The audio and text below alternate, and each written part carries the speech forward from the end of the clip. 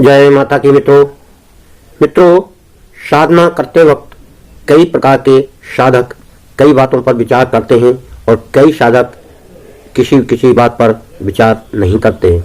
थोड़ा सा यहाँ हम एक बात बता रहे हैं कि साधक को अपनी साधना के दौरान यह भी ध्यान रखना चाहिए, अपने भाग्य और कर्म को भी ध्यान में रखते हुए साधना अनवरत करना चाहिए, क्योंकि उससे ज्यादा उसको फल मिलता है और साधना सफल होने में सहायता मिलती है।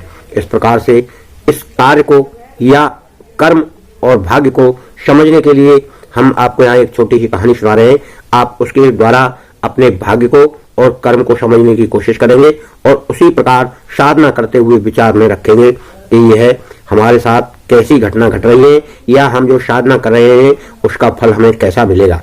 तो मित्रों, एक बार की बात है, ये देव ऋषि नारद जी बैकुंठ धाम गए और उन्होंने भगवान विष्णु को नमन किया और नारद जी ने भगवान से कहा, हे प्रभु, पृथ्वी पर आपका प्रभाव कम हो रहा है, धर्म पर चलने वालों को कोई अच्छा फल नहीं मिल रहा, तो पाप कर रहे उनका भला हो रहा है। इस प्रकार की बात सुनकर भगवान ने कहा कि देव ऋषि नारद जी, ऐसा करिए, आप कोई भी जरिया निकालिए आप जिससे लोगों का भला हो। नारद बोले, मैं देख कर आ रहा हूँ, पापियों को अच्छा फल मिल रहा है और भला करने वाले धर्म के रास्ते पर चलने वाले लोगों को बुरा फल मिल रहा है। भगवान ने कहा, कोई ऐसी घटना बताओ। तब नारद ने कहा, अभी मैं एक जंगल से आ रहा हूँ, वहाँ एक गाय दलदल में फंसी हुई थी, कोई उसे बचाने, तभी एक चोर उधर से गुजरा, गाय को फंसा हुआ देखकर भी रुका नहीं, वह उसके ऊपर पांव रख के उस पार चला गया और आगे चोर को सोने की मोहरों से भरा हुआ एक थैला मिला जिसमें बहुत सारे सोने की असरफियां थी। थोड़ी देर बाद वहां से एक वृद्ध साधु गुजरा, बहुत बुरी हालत में गाय को देखा और उसको गाय को बचाने की पूरी कोशिश की, पूरे शरीर का जोर लगाकर उस गाय को बचा लिया, लेकिन मैंने देखा कि गाय को दलदल से निकालने के बाद वह साधु आगे गया तो एक गड्ढे में गिर गया। प्रभु बताइए, यह कौन सा न्याय है।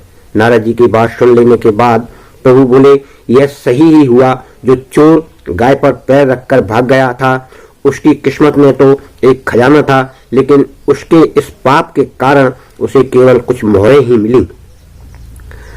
वहीं उस साधु को गड्ढे में इसलिए गिरना पड़ा क्योंकि उसके भाग्य में बहुत बड़ी दुर्घटना लिखी थी, लेकिन गाय को बचाने के कारण उसके पुण्य बढ़ गए और वह दुर्घटनाग्रस्त हो गया और छोटी सी चोट में ही बदल गई।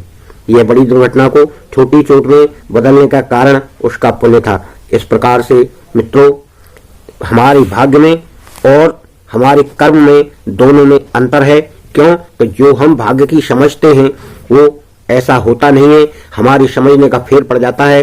कर्म जो हम कर रहे हैं उसका फल हमें भाग्य के रूप में मिलता है और भाग्य में कोई बड़ी दुर्घटना होती है तो साधना के कारण वह छोटी दुर्घटना में परिवर्तित हो जाती है, और अगर हम पुण्य नहीं करेंगे तो हमें जहाँ ज्यादा लाभ मिलना है वहाँ हमें कम लाभ में ही संतुष्ट होना पड़ेगा। इस प्रकार से प्रत्येक व्यक्ति को साधनारत रहना चाहिए और साधनारत व्यक्ति कभी भी दुखी नहीं रहेगा, साधन संपन्न होता चला जाएगा। ये प्रकृति का नियम है, इस तरफ आप उसको समय देंगे साधना में और उस तरफ आपको प्रकृति शक्ति देगी।